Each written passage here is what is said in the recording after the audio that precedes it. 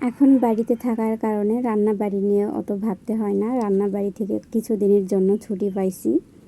আসসালামু আলাইকুম প্রিয় দর্শক, আমি আয়েশা সিদ্দিকাস কিংডম চ্যানেলে সবাইকে স্বাগত জানাই। কাছে দূরে, দেশ কিংবা দেশের বাহিরে যে যেখান থেকে বসে আমার ভিডিওটি দেখছেন, আশা করছি সবাই ভালো আছেন। আপনাদের দোয়া এবং ভালোবাসায় আমরাও অনেক ভালো আছি। আজকে আমি আপনাদের সাথে ডেইলি ব্লগ শেয়ার করতেছি। আশা করব ভিডিওটি আপনারা শুরু থেকে শেষ পর্যন্ত দেখবেন। সকালে ঘুম থেকে উঠছি, ওঠার পরে বেডটা আগে ঠিক করে নিচ্ছি। আর এখন কিন্তু আমি বাসায় নাই, শ্বশুর বাড়িতে আছি। 1 মাসের মতো হয়ে যাচ্ছে, এখনও বাসায় যাওয়া হয়নি। আমি এই তো শ্বশুর বাড়ি বাবার বাড়ি এই 2 জায়গায় মিলেই আছি। তো বাসায় যেতে যেতে দেখা যাবে যে আরও অনেক দেরি হয়ে যাবে। তো সেভাবে আপনাদের সাথে আসলে ভিডিও শেয়ার করে হয়ে ওঠেনি। আসলে বাসা থেকে যখনই দূরে কোথাও থাকি না কেন, তো দেখা যাচ্ছে সেভাবে আর ভিডিও করার ইচ্ছা হয় না। আর বাসায় থাকলে তো একটা রুটিনের মধ্যে চলতে হয়, তখন দেখা যায় যে ভিডিও করার আগ্রহটাও থাকে। দূরে থাকলে যা হয় সেভাবে আসলে ভিডিও করে হয়ে ওঠে না। তো ঘুম থেকে ওঠার পর বেড ঠিক করলাম, ঘরটা একটু ঠিক করছি, করার পরে এই তো বাহিরে আসছি। আর এখানে এসে দেখি আমার শাশুড়ি রান্না উঠাই দিছে। আর মাটির চুলার রান্নাটা কিন্তু একটু অন্যরকম হয়, স্বাদটা একটু বেশি হয়ে থাকে। গ্যাসের চুলায় আসলে এই রকম স্বাদ হয় না যা মাটির চুলায় হয়ে থাকে, কারণ মাটির চুলায় খড়ির জাল হয় আর জালের পরিমাণটা একটু বেশি হয়। তো যার কারণে মাটির চুলার স্বাদ একটু অন্যরকম হয়ে থাকে। আর এখানে গরুর মাংস দিয়ে লাউ দিয়ে তরকারি রান্না করতেছে, তো আমি ওখানে বসেছিলাম। তো ওখান থেকে পরে বিকালের দিকে এখানে মুরগির খাবার মিক্সড করতেছি। আর এই ভিডিও তো আপনাদের সাথে শেয়ারই করা হয়েছে যে কিভাবে এখানে মুরগির খাবার মিক্সড করছি আর এখানে কি কি খাবার দেওয়া হয়েছে।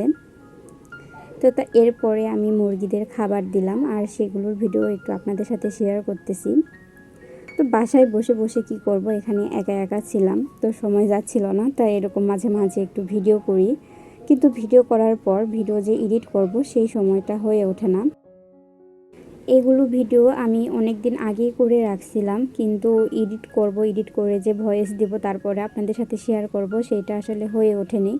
ওই তো বললাম যে বাসা থেকে যখনই কোথাও দূরে থাকি তখন আসলে ভিডিও করার ইচ্ছাটাও হয় না, আর সেভাবে তো শেয়ার করাও হয় না।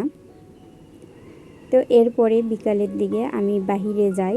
আমি ভাবছি যে বাসার জন্য একটু পাপোশ বানাবো, তাই এখানে সুতা কিনতে গেছিলাম। এখানে অনেক কালার দেখলাম যে কোন কালার দিয়ে আমি পাপোশ বানাবো।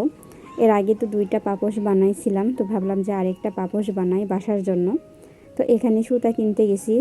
তো আসলে সেভাবে কালার মিক্সড করতে পারতেছিলাম না, কারণ একবার ভাবলাম যে হলুদ কালার নেই, কিন্তু হলুদ কালার দিয়ে এর আগে বানাইছিলাম পাপোশ। তো এরপরে আমি সবুজ কালার আর গোলাপি কালার এই 2 কালার কিনি। তো প্রত্যেকবারের মতো বলে নিই, আমার ভিডিওটা যদি আপনাদের কাছে কোথাও কোনো অংশে একটু হলেও ভালো লেগে থাকে তাহলে প্লিজ ভিডিওতে একটা লাইক দিয়ে ভিডিওটি কন্টিনিউ করবেন। আর আপনি যদি আমার চ্যানেলে আজকে নতুন হয়ে থাকেন তাহলে চাইলে কিন্তু চ্যানেলটিকে সাবস্ক্রাইব করে দিতে পারেন, আর পাশে থাকা বেল বাটনটি অল অপশন চালু রাখবেন। এতে করে আমি ভিডিও ছাড়ার সাথে সাথে আপনাদের কাছে নোটিফিকেশান চলে যাবে। আর আপনি যদি ফেসবুক থেকে দেখে থাকেন তাহলে পেজটিতে ফলো দিতে পারেন। যারা এই কাজটি করেছেন তাদেরকে জানাই অসংখ্য অসংখ্য ধন্যবাদ।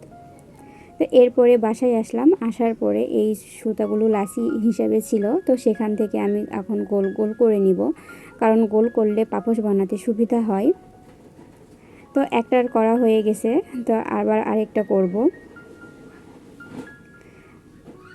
তো আজকের ভিডিও এই পর্যন্ত, দেখা হবে অন্য কোনো ভিডিও নিয়ে। তো সেই পর্যন্ত সবাই ভালো থাকবেন, সুস্থ থাকবেন, আর আমার ভিডিওটা কেমন হয়েছে তা অবশ্যই কমেন্টের মাধ্যমে জানাবেন। আল্লাহ হাফেজ।